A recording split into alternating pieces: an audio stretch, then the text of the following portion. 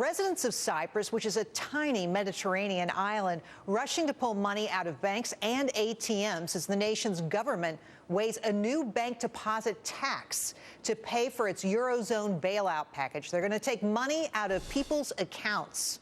One of the plans floated earlier today would be a 3% tax for deposits under 100,000 euros, a 10% tax for deposits between 100,000 and 500,000, and a 15% tax for amounts larger than 500,000 euros. The country's central bank declaring a holiday till Thursday while they vote on the plan, which is set for tomorrow. That was also delayed.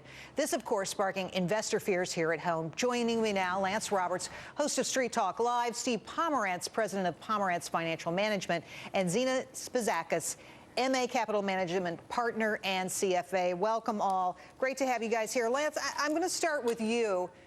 I've got to assume that some very wealthy individuals out there are having questions today about the safety of their money. Have you gotten any calls, and do you expect any?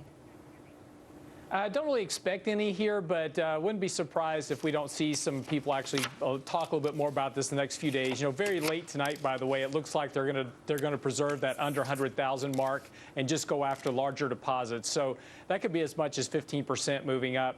But the question really becomes, you know, here in the United States, could it happen here? Probably not, but the question is hasn't it already happened from the standpoint that by the Fed suppressing interest rates at extremely low levels, we've actually got savings, you know, personal savings. This is what we're talking about. People just saving money. That's actually at a rate less than inflation, a negative interest rate. All right, so really, well, Lance, let's give a few other people the option to talk here. Sure. Let's go to Zina for a second. I know a lot of people out there think this would never possibly happen on our shores, but Zina, I never thought one of the nation's biggest banks would go belly up, and Washington Mutual did. We've had runs on banks in this country in the 1980s. Hundreds of S&Ls went out of business.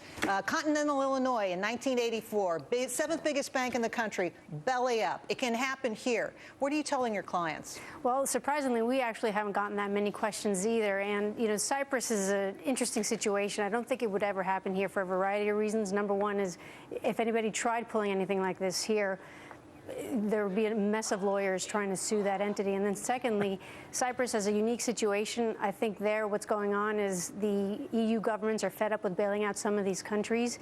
Cyprus is also known as a tax shelter for a lot of non-EU countries as well, so I don't think there's much stomach there. Let's face it, like a lot of Russian criminals put their money in those banks, and that's precisely why regulators were happy to impose at first a 30% tax because they thought that none of the Russian oligarchs would be able to complain about it. Steve, let's turn to you for a second because, you know, I think if people have questions out there, one of the questions they're asking is, where else can I put my money? Biggest banks in the country may or may not be at risk. There may or may not be questions, but what other options do I have? As somebody with serious money, somebody who's been saving for a lifetime, where else should I be putting my money now? Well, the banks obviously are paying the least amount of interest they've paid in decades, and there's no question that the banks, the return on your investment in banks is very low. But I do want to state that the return of your investment in U.S. banks is still the highest almost that it's ever been. So U.S. banks are as safe as they have been in 50 years. So I don't think there's any question there. The place to be right now is in stocks, and not just because the stock market is rising, but because the earnings yield, the amount that you're getting, a dollar's worth of earnings for a dollar investment, is very high, especially relative to what you're getting in savings accounts. That's where your money should go. While the market is fairly valued or even a little overvalued, stocks are the place to be. That's where your returns are going to come from for the long term. Lance, do you agree with that, A? And B, you know, you said major banks are still a financial train wreck. What do I do about that? Well, first of all, go to regional banks, and smaller regional banks actually are much better financial shape than a lot of the major five.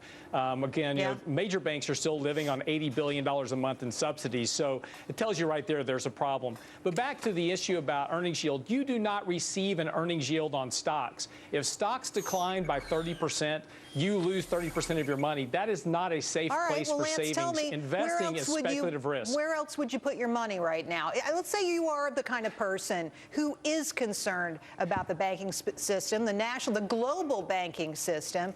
What would you do? Well, you have to be really smart about it. Again, what Steve said is absolutely true. You need return of principal. That's the important thing. So you need to find corporate bonds that have extremely strong balance sheets. You can get a better rate of return there with some fairly limited duration risk.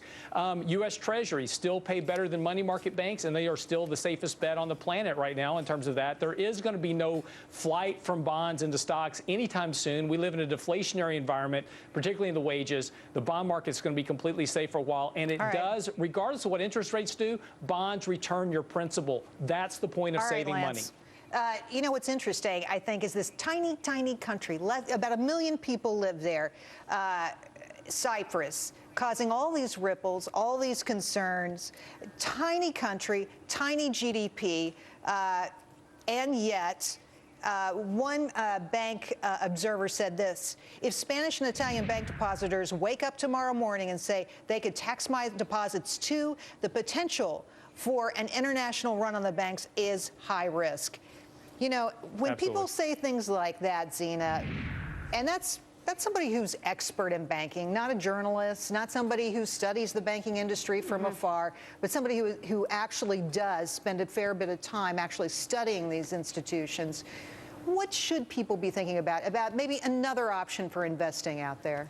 Well, besides savings accounts, especially here in the U.S. where you're not getting anything, we get this question all the time from clients, and it's a good portfolio has a diverse set of assets, whether it's commodities, real estate, stocks, international or emerging, and bonds. It just depends on, allocating and properly risk managing that portfolio.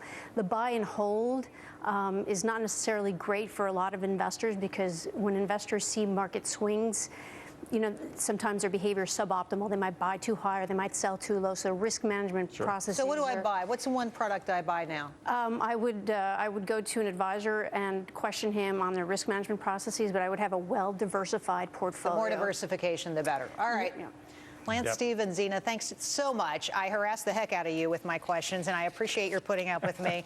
Thanks for the time today. Absolutely. I think we got to think about those issues. Maybe you think they can't happen, but boy, we've sure seen some things in the last few years that have shocked me, and I followed the industry for a long time. So thank you so much. Appreciate it. Thank you. Thank you.